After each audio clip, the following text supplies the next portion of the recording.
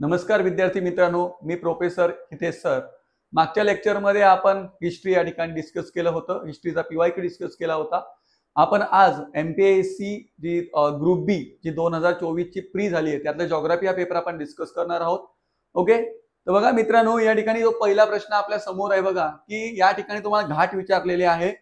तर हे जे घाट आहे ना मित्रांनो, या घाटांवरती वारंवार या ठिकाणी प्रश्न विचारले जातात.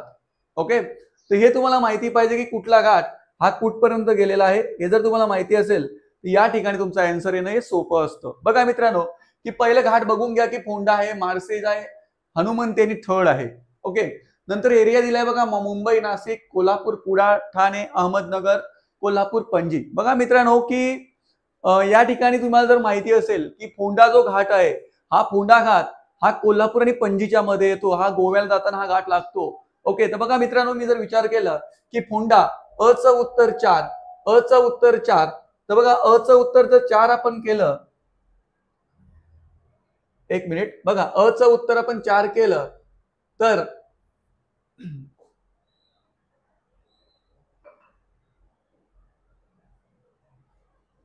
बघा, अ च उत्तर 4 आपण जर केलं मित्रांनो, तर फोंडाचं अ च 4 म्हणजे ऑप्शन नंबर बघा, इलिमिनेशन आपण जर विचार केलं तर इलिमिनेशन तत्वानुसार अ ला 4 पाहिजे. बघा, आता ऑप्शन नंबर 1 मध्ये अ ला 4 आहे का? नाही. याचा अर्थ काय?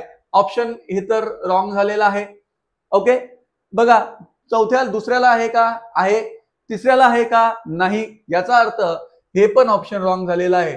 मग याचा अर्थ 2 ला 4 आहे आणि 3 ला आणि 4 ला पण 4 आहे.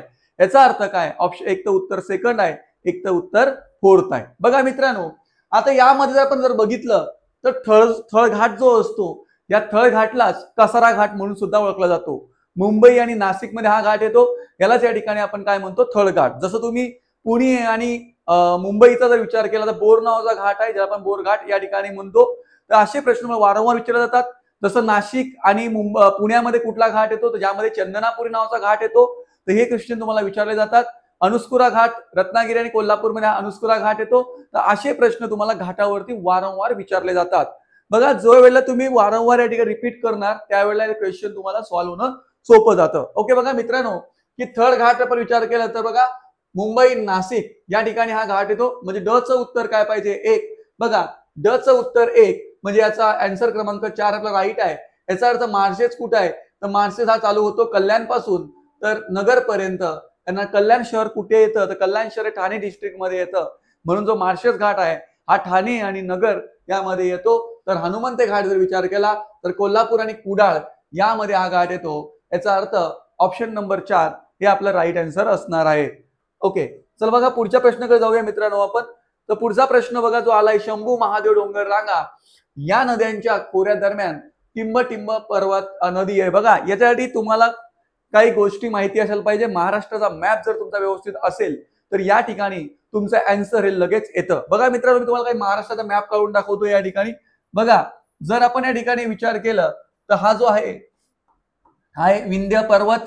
ओके, विंध्य पर्वत नंतर जर आपण विचार केला तर या ठिकाणी नर्मदा नदी येते मधून.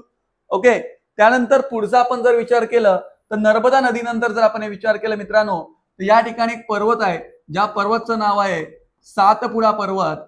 ओके, आणि सातपुडा नंतर येते तापी नदी. ठीक आहे, त्यानंतर तुम्ही खालती जर गेले मित्रांनो तर या ठिकाणी अजून एक पर्वत येतो, ज्या पर्वताचं नाव आहे सातमाळा अजिंठा डोंगर रांगा. ओके, सातमाळा, याला सातमाळा नाशिकमध्ये म्हटलं जातं आणि अजिंठा याला या ठिकाणी संभाजीनगर, जे आपलं औरंगाबाद शहर मध्ये संभाजीनगर मध्ये याला या ठिकाणी अजिंठा म्हटलं जातं. या ठिकाणी जर नदी विचारली मित्रांनो तर गोदावरी ही नदी येते. त्या खालती अजून एक पर्वत आहे मित्रांनो, ज्याचं नाव आहे की तुम्हाला सर्वांना माहिती असेल, हरिश्चंद्र बालाघाट डोंगर रांगा. याला हरिश्चंद्र म्हटलं जातं नगर जिल्ह्यामध्ये आणि याला बालाघाट म्हटलं जातं बीड जिल्ह्यामध्ये. ओके, तर हरिश्चंद्र बालाघाट जे डोंगर रांगा आहे याच्या खालती जर आपण विचार केली तर एक नदी येते जिचं नाव आहे भीमा रिव्हर, भीमा नदी. आणि या खालती एक पर्वत येतो लास्टला, ज्या पर्वताचं नाव आहे शंभू महादेव डोंगर रांगा. ओके, आणि याच्या खालती आहे कृष्णा नदी. बघा, हे जर तुमचा स्ट्रक्चर क्लिअर असेल तर तुमचा आन्सर सहज या ठिकाणी येणार आहे. बघा मित्रांनो, विचारलाय की शंभू महादेव डोंगर रांग टिंब दरम्यान आहे. बघा, आपण जर विचार केला तर बघा, तापी आणि गोदावरी यांच्यामध्ये कुठला येतो? तर तापी आणि गोदावरीमध्ये सातमाळा येतो. याचा अर्थ ऑप्शन नंबर 1 आपला राईट आन्सर नाही आहे. म्हणजे हे तापी आणि गोदावरी नाही आहे, आपला शंभू महादेव विचारलेला आहे, त्यामुळे तापी आणि गोदावरी या ठिकाणी येत नाही. दुसरं बघा, गोदावरी आणि भीमा विचारलेला आहे बघा.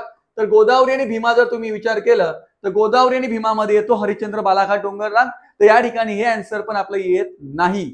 बघा, तिसरा विचार केला भीमा आणि कृष्णा, तर बघा भीमा आणि कृष्णामध्ये येतो शंभू महादेव, बघा भीमावरती आणि खालती शिना या ठिकाणी शंभू महादेव कृष्णा. याचा अर्थ ऑप्शन नंबर 3 हे आपलं राईट आन्सर आहे. भीमा आणि कृष्णा हे आपलं काय आहे, राईट आन्सर आहे. ओके, बघा मित्रांनो, कोयना आणि कृष्णा विचार केला तर कोयना आणि कृष्णा ही नदी आपण विचार केली तर कोयना जर उगम कुठं होतो तर ही नदी सातारा जिल्ह्यामध्ये त्र्यंबकेश्वर या ठिकाणी उगम होते, या ठिकाणी कृष्णा पण या ठिकाणी उगम पावते.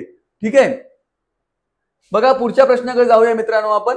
जो पुढचा प्रश्न आहे, खालील विधाने निरीक्षण करून योग्य पर्याय निवडा. बघा खडकावरती प्रश्न विचारलेला आहे की अग्निजन्य खडकामध्ये लोह, सोने आणि तांबे आढळतात. जो अग्निजन्य खडक आहे यामध्ये लोह, सोने आणि तांबे आढळतात. ओके, दुसरं विचारलेलं आहे की स्तरित खडकामध्ये चुनखडक, जिप्सम सारखी खनिजे आढळतात. जो स्तरित खडक आहे यामध्ये जिप्सम आणि चुनखडी, बघा चुनखडी आपण जर विचार केला तर यवतमाळ जिल्हा हा महाराष्ट्रामध्ये चुनखडीमध्ये टॉपचा जिल्हा आहे. सर्वात जास्त चुनखडी यवतमाळ जिल्ह्यामध्ये या ठिकाणी आपल्याला सापडते. ओके, त्यानंतर आपण जर विचार केला मित्रांनो की रूपांतरित खडकामध्ये अभ्रक, गार्नेट सारखी खनिजे आढळतात, तर नाही मित्रांनो, आढळत नाही तर आढळतात. याचा अर्थ योग्य पर्याय विचारलाय ऑप्शन नंबर अ ब, याचा अर्थ ऑप्शन नंबर 3 याचं राईट आन्सर आहे. ओके, बघा मित्रांनो पुढच्या क्वेश्चन कडे आपण जर गेलं तर बघा हा प्रश्न, बघा याच्या आधी एमपीएससी नॉर्मल क्वेश्चन विचारला जायचं की गोदावरीची उपनदी कोण आहे, तापीची उपनदी कोण आहे, पण आता असं नाही विचारलं जात आहे. आता त्या नदीचे डायरेक्शन विचारलं जात आहे, ती नदी वाहते कशी, ती नदी पूर्वेला वाहते का पश्चिमेला वाहते. तर या ठिकाणी असे क्वेश्चन तुम्हाला वारंवार विचारले जातात. बघा मित्रांनो, आपण जर विचार केलं की महाराष्ट्राच्या एकदम वरती आहे सातपुडा माउंटन आणि महाराष्ट्राच्या पश्चिमेला आपण जर विचार केला तर महाराष्ट्र पश्चिमेला आहे सह्याद्री माउंटन, सह्याद्री पर्वत आणि सातपुडा पर्वत. सह्याद्रीमध्ये ज्या नद्या उगम पावतात या नद्या दोन मार्ग या ठिकाणी दोन जातात, एक जाता पूर्वेला वाहतात आणि एक जाता पश्चिमेला. तर बघा पूर्वेला ज्या नद्या वाहतात ज्यामध्ये गोदावरी येते, कृष्णा येते, भीमा येते, ओके, ह्या नद्या कुठे वाहतात, पूर्वेला वाहतात. तर पश्चिमेला ज्या नद्या वाहतात तर कोकणातल्या ज्याही नद्या आहे त्या सर्व पश्चिम वाहिन्या नद्या आहे, ज्याच्यामध्ये तुम्हाला माहिती असेल की सावित्री आहे, गायत्री आहे, वशिष्ठी आहे, उल्हास आहे, वैतरणा आहे, काडू आहे, बादसा आहे, बादसई आहे, ओके, सूर्य आहे, पिंजाळ आहे, या ज्या सर्व नद्या आहे या सर्व नद्या कुठे वाहतात तर पूर्वेला वाहतात. बघा मित्रांनो, क्वेश्चन विचारला आहे आपल्यानी की खालीलपैकी कोणते विधान बरोबर आहे. बघा, महाराष्ट्रात भीमा नदीचे स्वतंत्र खोरे आहे, बरोबर, भीमा ही स्वतंत्र नदी वाहते. ओके, त्यामुळे खोरे पण काय स्वतंत्र आहे. या भीमाचा आपण जर विचार केला तर या भीमाचा उगम कुठे होतो, भीमाशंकर या ठिकाणी होतो आणि भीमाशंकर कुठे आहे तर पुणे जिल्ह्यामध्ये या ठिकाणी या नदीचे उगम होतो. तुम्ही जर या ठिकाणी सोलापूर जिल्ह्यामध्ये जर गेले असतील, पंढरपूर शहर सर्वांना माहिती आहे, हे पंढरपूर शहर जे आहे या ठिकाणी जी आपली भीमा नदी आहे या भीमाने चंद्रासारखा आकार घेतलेला आहे, म्हणून तिला इथे चंद्रभागा या नावाने सुद्धा ओळखलं जातं. ओके, बघा पुढची मित्रांनो, पैनगंगा नदी अजिंठा रांगेत उगम पावते.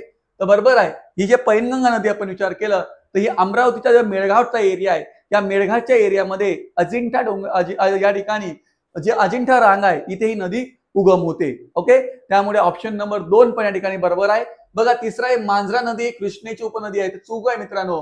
मांजरा जी नदी आहे ही गोदावरीची उपनदी आहे, लक्षात ठेवा.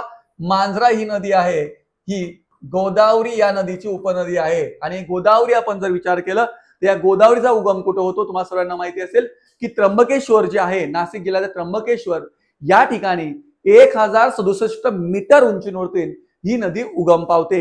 ही नदी ज्यावेळेला मार्गक्रमण करते तर या ठिकाणी त्र्यंबकेश्वर पासून तर नाशिक पर्यंत अंतरामध्ये यासाठी नाशिक शहरामध्ये यापर्यंत हिला 20 किलोमीटरची नदी पार करते. ओके, आणि त्यानंतर ही नदी पूर्ण खडकाळमधून वाहते, नंतर नाशिक मध्ये एंट्री करते.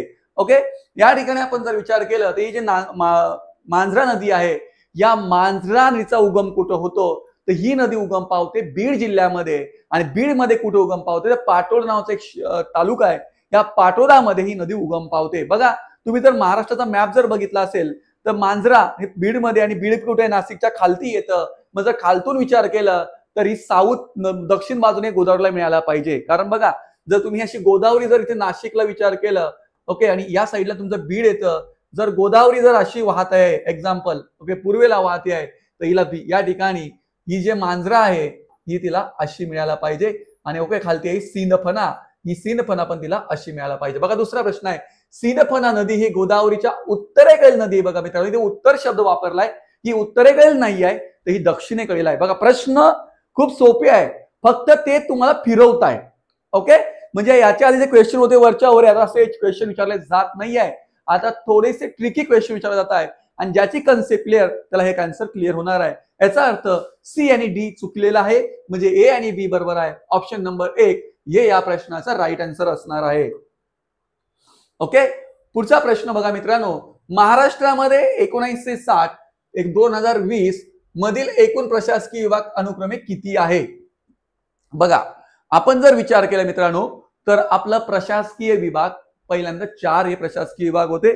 सध्या आपले प्रशासकीय विभाग 6 झालेले आहे. किती झालेले आहे? 6 हा प्रशासकीय विभाग. त्यामध्ये नाशिक आणि अमरावती हा ऍड झालेला आहे.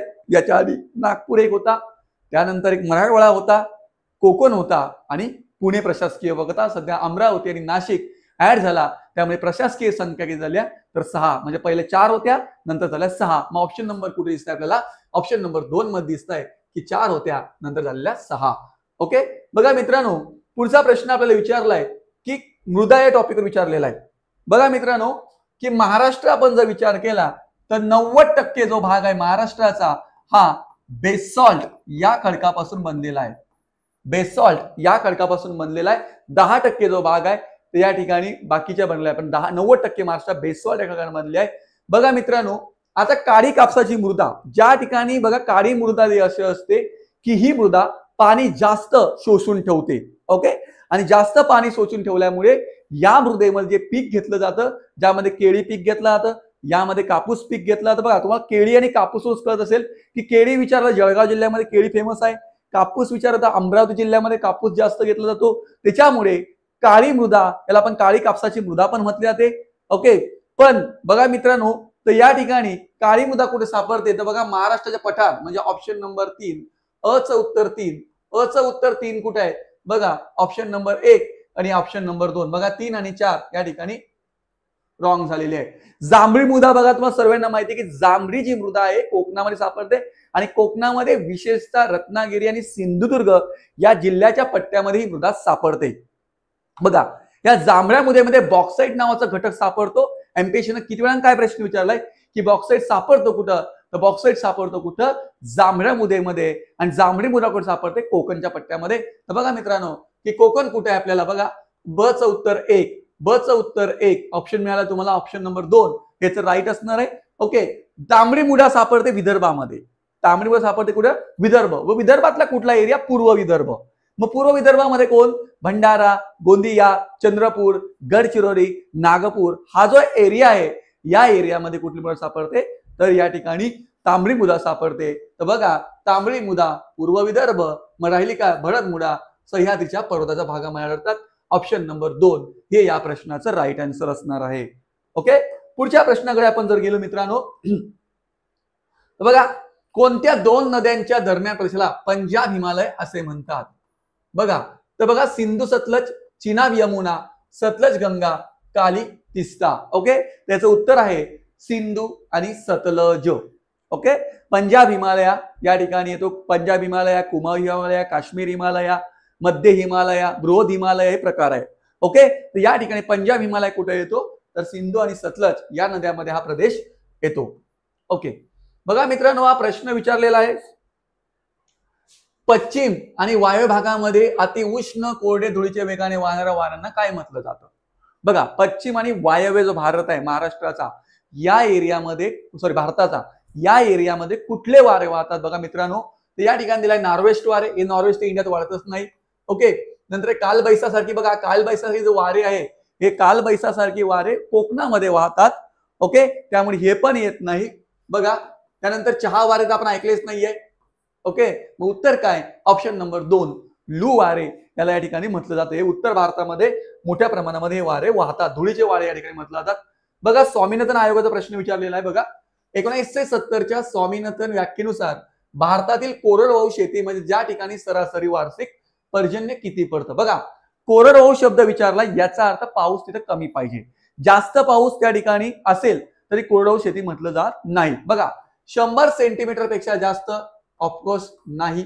कारण 100 पेक्षा जास्त पाऊस जर असेल तर कोरडवाहू म्हटलं जात नाही त्याला. ओके, 300 सेंटीमीटर पेक्षा कमी, 30 पेक्षा कमी याला पण म्हटलं जात नाही. बघा 200 पेक्षा जास्त हे पण नाहीये मित्रांनो. बघा 100 सेंटीपेक्षा कमी, बघा पण 40 पेक्षा जास्त जो असतो तो म्हणजे ऑप्शन नंबर 4 डी हे या प्रश्नाचं राईट आन्सर असणार आहे. ओके, तर बघा मित्रांनो हा शेवटचा प्रश्न आपण घेऊया जिओग्राफीचा आणि त्यानंतर आपण थांबूया. बघा भारतीय जनगणनेनुसार खालीलपैकी कोणती वस्ती नागरी वस्ती म्हणून ओळखली जाते? बघा मित्रांनो या प्रश्नाला जर तुम्ही बारीक बघितलं, ज्याला पण आन्सर माहिती नाही त्याचा आन्सर देऊ शकतो. ज्याला पण याचा आन्सर माहिती नाहीये तो देऊ शकतो. कसं बघा लॉजिक बघा मित्रांनो, महानगरपालिका आणि नगरपालिकामध्ये असते. ऑफकोर्स मला सांगा की जास्त जे आपण खाली कोणती वस्ती नागरी, नागरी म्हणजे काय शहर, नागरी म्हणजे काय शहर. मग शहर कुठं असतं? नगरपालिका आणि महानगरपालिका. म्हणजे ऑप्शन नंबर 1 तर 100% बरोबर आहे. दुसरं बघा 5000 पेक्षा जास्त लोकसंख्या असते. ऑफकोर्स जिथे लोकसंख्या जास्त आहे त्या भागाला आपण शहर म्हणतो, म्हणजे हे पण बरोबर आहे.